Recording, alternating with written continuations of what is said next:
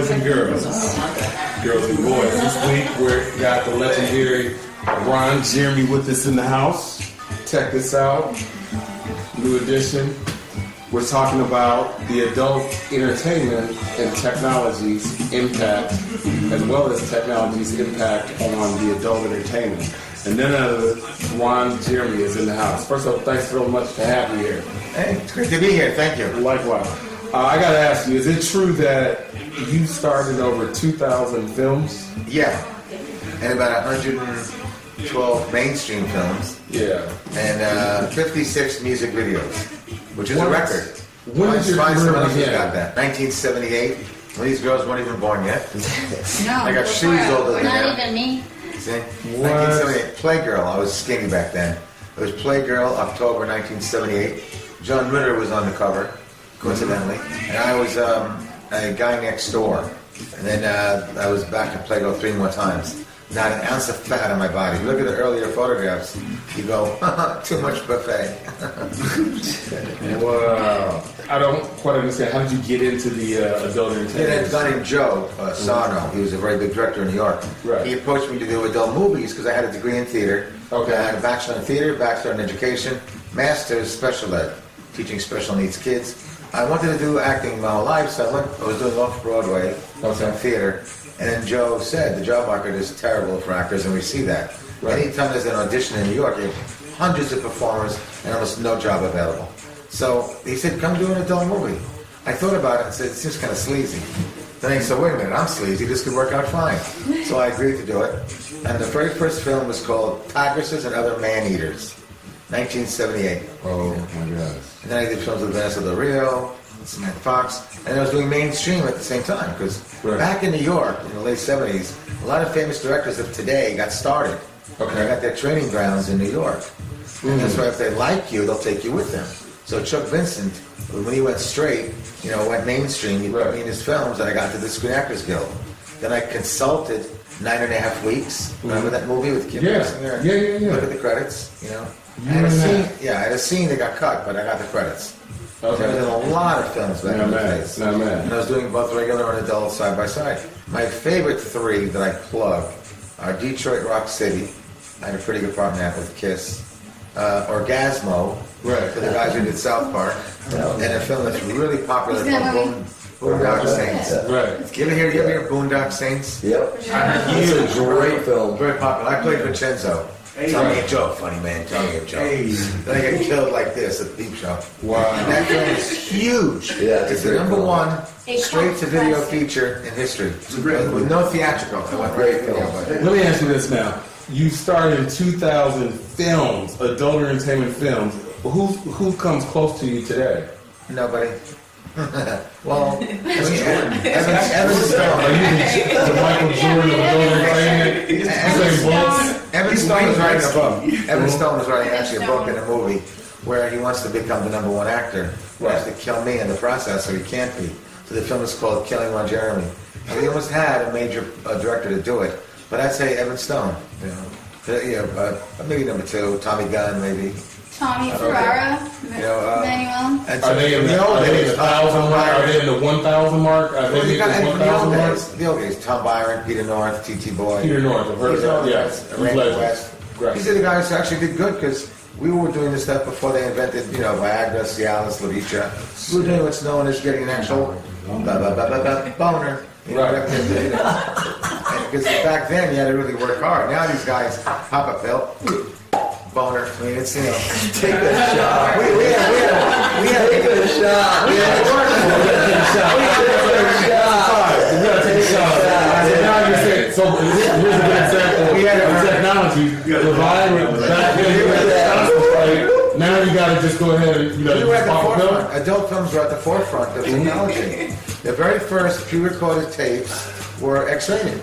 The major Hollywood studio wasn't doing it then yet. Then the blockbusters came around, and then it became a thing where everyone was doing it. But in the very beginning, we were the ones who started pre-recorded tapes, and then it went on to CD-ROMs, and then active CDs. Where you then do what you want to do. Like you tell what you want to see on screen. Right. Interactive CDs. Then it went to VHSs. then Betamax got destroyed. Because And of you had- us. well, Because Right. Betamax wouldn't do porn. Same reason that Blu-rays and standard are not HD DVDs, because they wouldn't do porn. Blockbuster got hurt So too all by the kicking out VHS porn. was on, all the porn was on VHS. Right. So VHS, that's why they won the tape wars. Yeah, and in fact, they say, That's why who won is the better tape? quality. VHS. The Betamax is better quality. But We still used VHS to kicked shoot their ass, on yes. Betamax tapes for the content that we would then transfer to VHS for sale.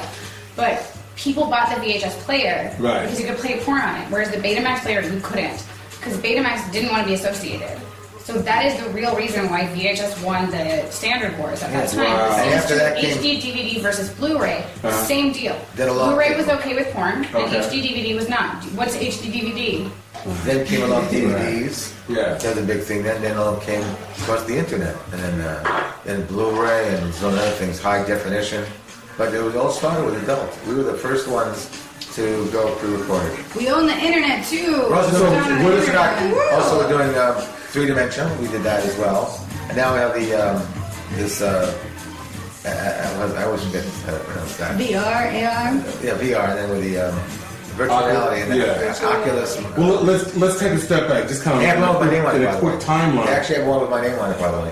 Are you serious? It's a VR that actually they're going to call it the Ron Jeremy VR.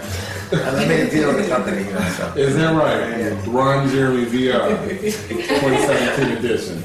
Sorry, let me ask you 4K. this. 4K. High definition. Porn has played a big role in the advancement of certain tech. You've seen, Quiet as Kept, it's actually pushed for YouTube. In so many ways, streaming, it's became a catalyst in pushing the usage of that. What is your take on what you've seen with how online websites, so you talk about the adult industry. I gotta say something, why haven't you introduced me? Well, I was about to get into that, but I was talking with Ron. But since we're on it, let's go ahead and start with you. I'm Lily, Lily tell a Kate. little bit about what you do. Lily Kate. I've shot about 1,000 sex scenes. I've been in, I don't know, maybe 10 mainstream movies and 3 music videos, but I'm female. So Yeah. that already puts me at a disadvantage as male talent. An advantage in the sense That's that, funny. What's the disadvantage? well, it's not real. Same advantage, right? Dick's fake, so it doesn't work in the normal way, but it also always works. What she did is a pretty good move because Yeah. you do only girls, Yeah, I've never touched a man. and she still gets a lot of work. Which is Yeah, really tons of good. it. Tons of it. Who's left to the girl only? Janine did it, and Felicia, that was it. That's it. Just, I think this is time to take a shot. Can we Yeah, shot? let's take a shot. And in fact, let's go ahead and introduce. Now, you brought with you Zoe, This is Zoe. Zoe. She's brand new. brand new. So how did you get into the business? I was with a fake agency out of Vegas. A fake agent. Hey, agency. Yeah, pure Oh, glamour wow. models. What's it called? Pure glamour models. Never Yes, heard of it. exactly. Let's get the mic and pass that around. Yeah. But he has heard of your current agent. Yeah, 101. Of course, I'm they're 101 now. legitimate. Yeah. So, but I ended up with Pure Glamour, and then I just ended up in the industry. And once I ended up in the industry, it just kind of happened like an overnight thing in a way. And How'd you find out they were fake? I found out that they didn't have a license. I found out that they weren't bonded. I found out a whole bunch of stuff of them, and I don't want to seem like I'm trying to talk shit about them because I just kind of got out of a whole bunch of drama with them. She's not responsible for Yeah. Oh, of course not. How would you know? How would you know? 19. People, of course, they do it mainstream too. They have these fake ads and say, come It's for. worse than mainstream. They say, use our photographer for a portfolio. Right. It's showing on a couple $100 bucks. It's $500. We have a filing fee of $50. We're gonna Yeah. make you star. The way it works is you get paid Yeah. on the work that they get. You get that. And you run into that. An You run agency into gets that your even work with the and they award get shows paid. and stuff. Okay. Like You it's just all get your work industry. carte blanche. I mean, get money for doing that thing, They just want pretty girls There's a and lot of hot these men phony to do agencies stuff, that try and to do that. they can't. And are they how are they using technology to recruit? If I can get that shot. Seeking arrangements. I was on Seeking seeking arrangements. arrangements. See, this is I was technology. like, What's it called? Right. seeking arrangements. I was Were like, you actually seeking arrangement? no, I was Damn. like She wanted some money. I was like an escort in a way, and Are you thinking of escort? No. Damn. No.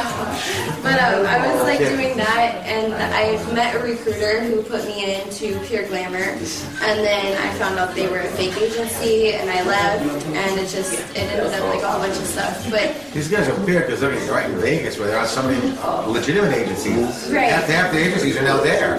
right. These guys are crazy. But like, let's talk about streaming and YouTube and that kind of stuff. Because here's the thing. Okay, so like, that's actually the point at which I feel that I'm a student of this, of the history of pornography. You can see technology bend to our will for generations. So VHS wins over Betamax because of it. Blu-ray wins over HD DVD because of us. The format wars go to the people who support pornography. When the internet comes around, for a long time it's great. Like, the dawn of the internet is the best thing for us. All of a sudden, you don't have to leave your house to buy pornography. So the business explodes. If you look at the porn shop, The first the dawn of explosion the was the VHS. It was on films. And see, we found out within 6 months, every single film house shut down. Pussycat Cinema and all those. Yeah, we found out film was that people done do want in to see 6 porn. months. They still want to see it in those theaters. We're thinking to stick to the seat. Oh, this is disgusting. So they call the old men in raincoats. The guys would actually go to these theaters with a hole right there where the raincoat is. Right. So they can reach in, grab the old schmeckle and give it a twirl, you see. So, and they were doing it. Yeah. So now, when they went into video, and now young couples, doctors, wives, teachers, they now see porn from the privacy of the home. So the market went to VHS. But you still had to go Boom! buy it. Sky high. You still had to go buy it. So this is the first like huge explosion. It's like the first time ever since from the film reels to VHS. Huge increase in the amount of money that's being made by the producers. The rates of the performers, not the same thing, but there's just all of a sudden more work, more porn being produced. Right. When the internet starts, it's like takes you 10 minutes to download a picture line by line. Remember that shit? Exactly. Yeah. But They can do it in we like were one of the drivers for why broadband exists because people wanted to download that picture of that and make it grow faster. Right. But eventually it kind of comes to bite us in the ass. The moment at which we lose is when tube sites come around. So YouTube and other Pornhub, similar stuff. Sexforfree.com, Like, free ones, Pornhub, Yeah. Pornhamster, All They're that all shit. Let me stealing. ask you a question real quick. They're spending for the biz. I thought it was funny. Most people spend like $3,000 to $4,000 a year on porn. Now they spend nothing, and the quality is just as good. See, we were protected from piracy on the bad quality. You get a 1 inch and make a duplication. After 2 or 3 generations, it's no good. If you copy a copy of a copy, then you're looking at garbage. So therefore, there wasn't as much pirating back then. But now, with digital, number 360 is as good looking as number 2. And as much as you dupe, it all looks good. Well, Now we have pirates that are literally just killing the business. Right. The number one company in the world was for many years was Vivid. Right. They were the top. Vivid has not shot a film in Yeah, 2 but it years. doesn't even shoot. They're just They compiling. have a radio company. and They know Larry Flint relies on his casinos, and his hustle stores. Well, I mean, They're always relying on porn I anymore. was told, I had some data that told We're me getting that wiped out, seriously. in 2001, there were over 70,000 adult websites. In 2017, there's 4.2 million websites. So when we talk about the But, adult industry, what does it mean? It's hard to pinpoint. What do you mean It's by hard to label it. website? What do you mean by website? Right. Because some blog, most of what you would. well, my question is, Most of with an that being adult so website saturated, on how does TV? the talent make money? That's where I want to go. Okay. It ain't easy. How are they monetizing? So when you Let me have the speak to likes this of because I actually still make YouPorn, money. YouPorn, All right, and listen. So here's how it works, right? So just like when you're a recording artist, Kazaa, Napster, these things changed the face of music forever. right. The tubes changed us. When YouTube came around, it wasn't really about pirating movies because the mainstream studios like CBS, NBC, they have a lot of money and they have lawyers. And so there was some degree of pirating of content on YouTube, but mostly you had to go some weird Russian place to find that stuff. Is that right? Right? So you're not necessarily able to find Game of Thrones on YouTube for free. But you can find Game of Thrones like elsewhere on the internet. And what the mainstream industry did with that, with Hollywood and the music industry did with that, is that they came up with services that were, it was just easier to buy into their system.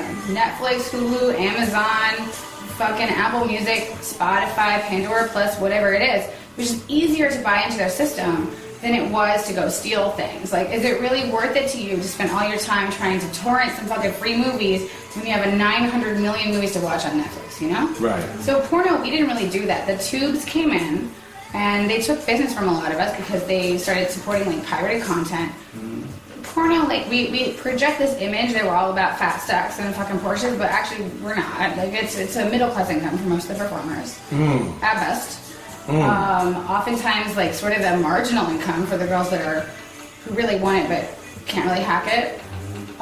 So porno, like it's not like that. So we don't have the kind of money as individual companies or as individual performers. You can say it's $1 billion industry, but that's including things like the sales of condoms.